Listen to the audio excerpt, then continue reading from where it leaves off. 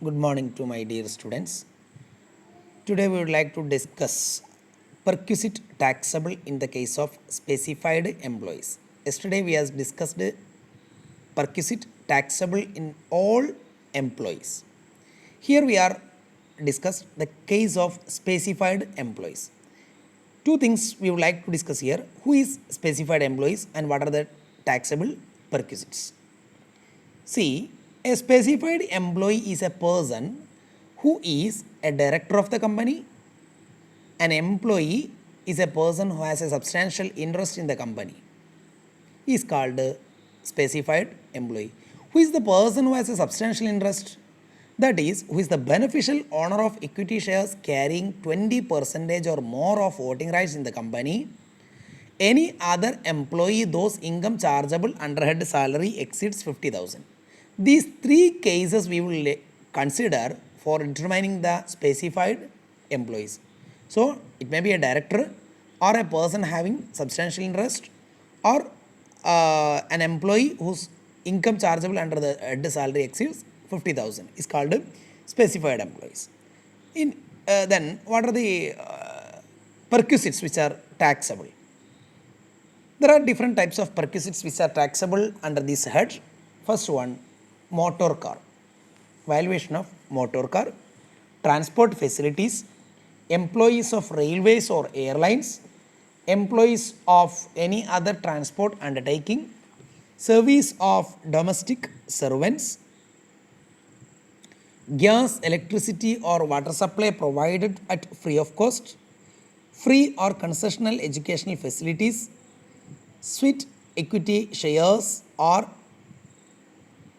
ESOP, valuation of medical facilities, leave travel concession. These are all the important perquisites which are taxable for specified employees. Only one thing we would like to discuss today itself: valuation of motor car. It's very important theory.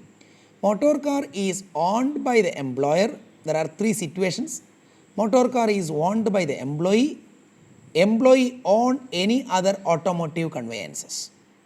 First situation, motor car is owned by employer. Here also there are three situations: used for official purpose, used for personal purpose, used for both official and personal purpose. First situations you would like to take official purpose.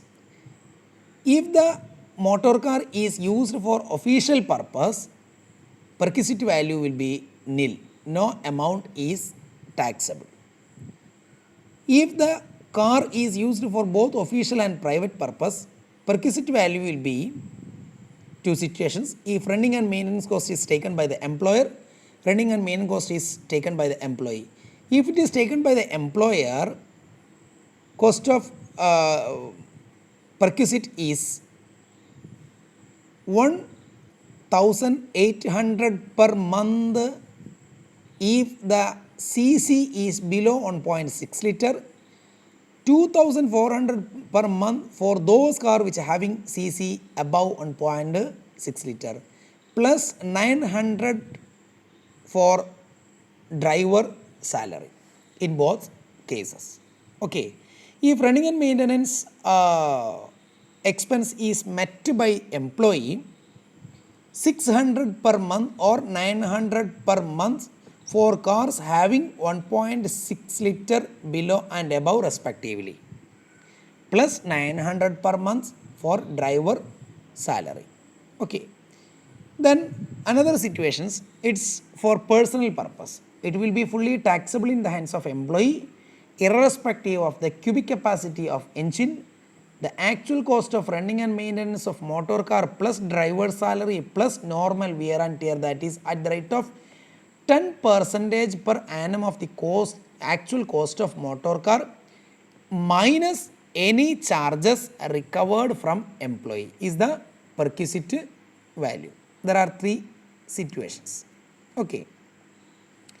All these three situations are coming under the category of motor car is owned by the employer.